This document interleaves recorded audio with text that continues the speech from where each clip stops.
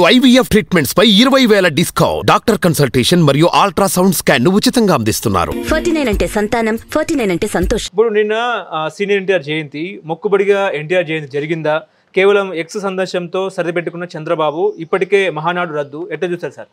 అంటే మహానాడు రద్దు చేయడానికి నేను పెద్ద సీరియస్గా తీసుకోవక్కర్లేదు. ఎందుకంటే ఎలక్షన్ టైంలో కాబట్టి ఇంకా ఎలక్షన్ రిజల్ట్స్ రావాల్సి ఉంది. ఇప్పుడు హడావుడిగా మహానాడు పెట్టి తీర్మానాలు చేయాల్సినంత పరిస్థితి ఉండదు. అంతవరకు ఓకే. ఆశ్చర్యం ఏంటంటే చంద్రబాబు నాయుడు గారు ఇవాళ పొద్దున వచ్చాడు. అవును, అమెరికా నుంచి వచ్చాడని, నేను అమెరికానో ఎక్కడో సమ్వేర్ అమెరికా, ఎక్కడి నుంచి ఇవాళ ఫ్లైట్లు దిగా. అదే నిన్నే వచ్చి వెళ్ళి చేసుంటే అదొక పద్ధతిగా ఉండేది. మరి ఎందుకు చేయలేదు ఆయనే చెప్పాలి సమాధానం. ఊరికే ట్వీట్ చేసి నివాళులు అర్పిస్తే సరిపోద్దా అంటే, మామూలుగా ఇతవరకు ప్రతిదానికి హడావుడి చేస్తుంటాడు కదా. అసలు ఎన్టీ రామారావుకి తనే వీర భక్తాగ్రేసరుడు అన్నట్టుగా ఆయన ప్రచారం చేసుకునేవాడు కదా. అంతకుముందు ఆయనే కోల్దోసిన ఎన్టీ రామారావు గారే బండబూతులు తిట్టినా చంద్రబాబు గారిని అయిపోయి ఆయన్ని తుడిసేసుకుని ఎన్టీ రామారావుకి నేనే వారసుని నేను ఆయన ఫోటో పెట్టి తిరుగుతుంటాడు కదా.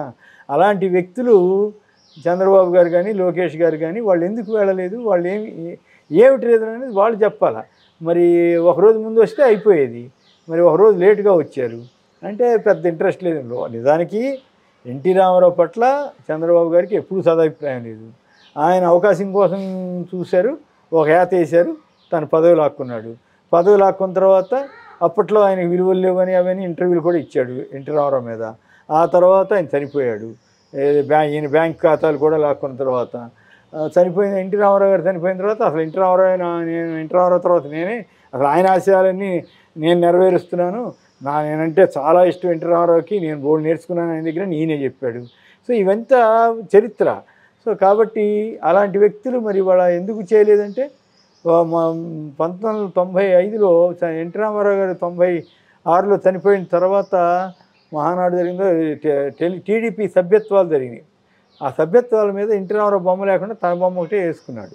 వేసుకుంటే అది పెద్ద గొడవైంది. కొన్ని చోట్ల చీరాల ఇటువంటి చోట్ల అనుకుంటా సభ్యత్వ పుస్తకాలకి నిరసన చెప్పటం, చించేయటం ఇట్లా చేస్తే అప్పుడు మళ్ళీ ఎన్టీ రామారావు బొమ్మ కూడా వేసి వాడుకున్నారు. అంటే ఆయన ఆలోచన ఎన్టీ రామారావుని మర్చిపోయి నన్నే గుర్తుంచుకోవాలనేది ఆయన కోరిక. ఒక వ్యక్తిగా ఆయన అట్లా కోరుకోవడం పెద్ద తప్పు కాదు. కానీ ఆయనకి మామగారు కూడా అవుతాడు కదా. ఆయనకి రాజకీయ ఒక రకంగా కాంగ్రెస్లో చేరి కాంగ్రెస్లో వచ్చినా ఆ తర్వాత ఆయన ఈ స్థాయికి రావడానికి కేవలం ఎన్టీఆర్ అల్లుడు అవటమే, ఇంకా వేరే రీజన్ కాదు కదా. అదే కాంగ్రెస్లో ఉంటే ఎక్కడ ఉండేవాడు, అసలు అసాధ్యమైన విషయం ఈ స్థాయికి రావటం అనేది. అటువంటిప్పుడు ఏంటంటే సరే 96లో ఆయన చనిపోవడానికి ముందు ఏం జరిగిందనేది పక్కన పెడితే ఆయనకి నిజంగా చిత్తశుద్ధి ఉంటే ఇప్పుడు ఆ రకంగా నివాళి అర్పించుంటే బాగుండేది. మరి ఆయనకు వ్యక్తిగతంగా ఏం ప్రాబ్లం ఉందో మనకు తెలియదు కాబట్టి ఇటువంటి వాటిని మరీ పెద్దగా తప్పుపట్టక్కర్లేదు. కానీ చూసేవాళ్ళకి అంత కాస్త ఎబ్బెట్టు.